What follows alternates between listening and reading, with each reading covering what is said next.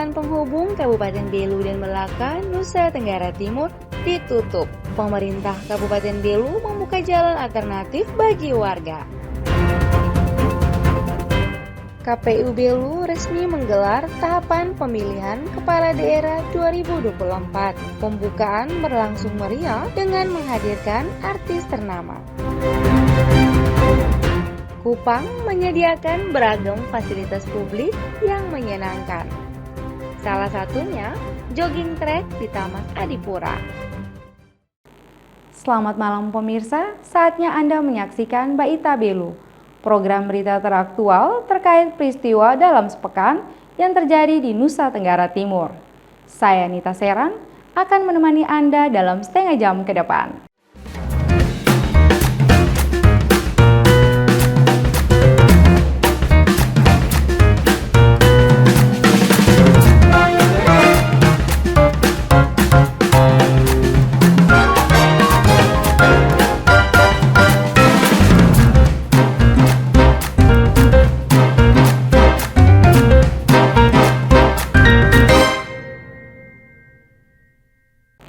Jalan penghubung antar Kabupaten Belu dan Melaka amblas.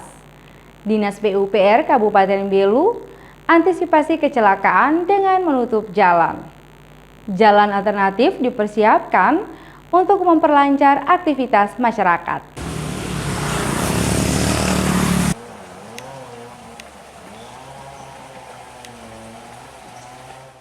Jalan di Teum itu ruas jalannya Tembok Batas Melaka ya. Tembok Batas Melaka ruas provinsi memang beberapa hari yang lalu longsor,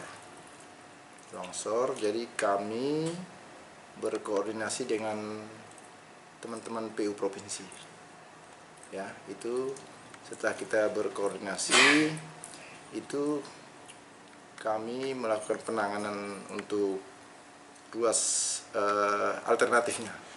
Alternatif ini kan sebenarnya sudah ada, tetapi dari hasil survei kami terdapat beberapa titik yang berlubang sehingga perlu ditangani secara baik agar dapat dilalui kendaraan.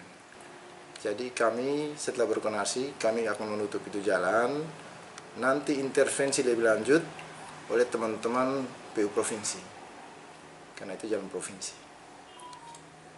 Sebelumnya, jalan yang amblas ini menyebabkan sejumlah pengendara harus lebih berhati-hati saat melintas. Warga sekitar mendesak pemerintah segera melakukan perbaikan agar tidak terjadi kecelakaan dan menimbulkan korban jiwa. Seperti ini kondisi jalan penghubung Kabupaten Belu dan Kabupaten Melaka, Nusa Tenggara Timur. Jalan yang berada di Desa Teun, Kecamatan Raimanuk ini amblas sekitar 10 meter akibat tergerus hujan. Para pengendara tampak berhati-hati dan saling bergantian satu sama lain karena kerusakan yang terjadi hanya menyisakan sebagian jalan untuk dilintasi. 6 roda yang mobil kecil dong yang bisa lewat, tapi kalau yang ini fuso mereka paksa yang kami ini ada ini palang terus tuh, jadi mereka palang mereka lewat ini Pak. Bapak kalau jalan ini putus total, Bapak mereka susah tidak? Susah. Ada jalan lain untuk ke Atambua atau ke Malaka? Itu ikut jalan atas. Saat ini hanya ada garis polisi dan beberapa drum oli yang terpasang sebagai pengaman. Jalan ini telah retak sejak awal April lalu.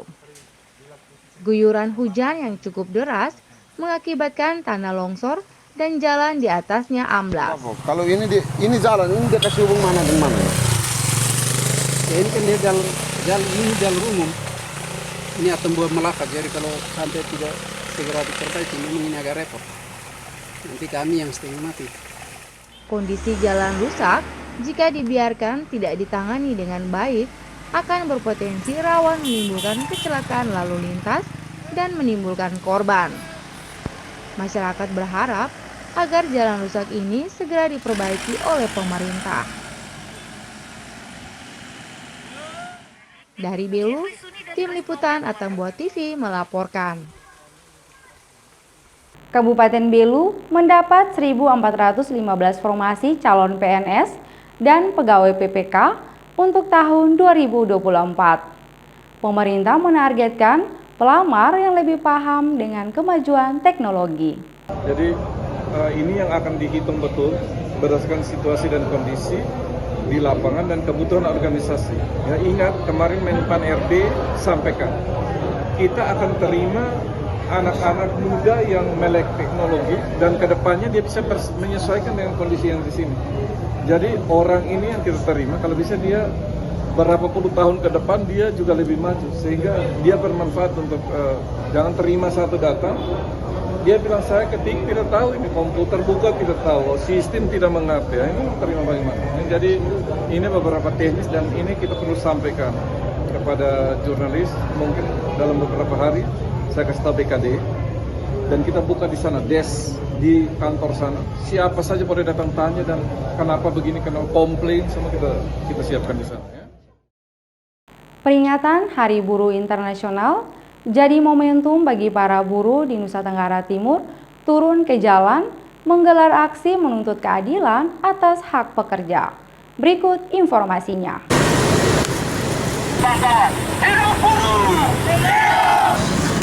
Ratusan pekerja yang tergabung dalam Konfederasi Serikat Buruh Sejahtera Indonesia menggelar aksi unjuk rasa saat peringatan Hari Buruh Internasional pada 1 Mei 2024. Mereka menuntut pengawasan yang lebih ketat terhadap upah tenaga kerja, dugaan penyelewengan dana pasca seroja, hingga fasilitas dan hak yang seharusnya didapat buruh saat bekerja. Kita dari Sekretariat KSBSI NTT, kita menuju Toko Roda Baru yang adalah salah satu perusahaan yang sebenarnya kami anggap sangat membangkang terkait dengan hak dari tenaga kerja. Sebenarnya sudah ada penetapan dari Dewan Pengawas Provinsi, akan tetapi tidak pernah dilaksanakan, bahkan sudah sampai 2 tahun. Sehingga itu tempat pertama yang kita kunjungi. Kita lanjut ke kantor wali kota tadi untuk menyampaikan tuntutan kita terkait dengan Dinas Naker Trans Kota Kupang yang sebenarnya adalah dinas yang mati, dinas yang kosong karena di situ tidak ada mediator dan tidak ada pengawas. Sehingga kita menganggap bahwa pemerintah Kota Kupang tidak serius menangani masalah ketenagakerjaan atau bahkan tidak menganggap bahwa masalah ketenagakerjaan ini adalah persoalan yang perlu diatensi, seperti itu. Para demonstran juga menuntut pemerintah lebih berpihak pada para pekerja, khususnya para buruh yang masih mendapatkan gaji yang belum sesuai dengan upah minimum provinsi, maupun yang masih belum terpenuhi haknya sebagai pekerja.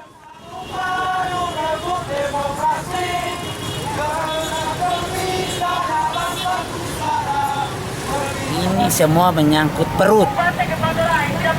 Yang pertama itu Undang-Undang Nomor 6 tentang Cipta Kerja itu kami menolak keras. Karena di situ menghilangkan banyak sekali hak pekerja. Misalnya bisa terjadi praktek kontrak seumur hidup yang dimana di pasal 59 Undang-Undang Nomor 13 itu mengatur 3 tahun diangkat jadi karyawan tetap, tetapi di Undang-Undang Nomor 6 itu tidak ada, sampai 5 tahun pun tidak ada kepastian. Yang berikut BPJS. Tak hanya para pekerja, para mahasiswa pun melakukan orasi secara bergantian. Mereka juga memberikan pernyataan sikap untuk menolak upah murah, mendorong pengesahan rancangan Undang-Undang Perlindungan Pekerja Rumah Tangga, dan stop PHK sepihak oleh pihak perusahaan. Kita masih harus berjuang untuk memastikan bahwa setiap pekerja memiliki kondisi kerja yang aman. Dari Kupang, Tim Liputan Timur TV melaporkan. Pleno Pemilu Belu, 3 parpol raih jumlah kursi terbanyak. Informasinya usai jeda.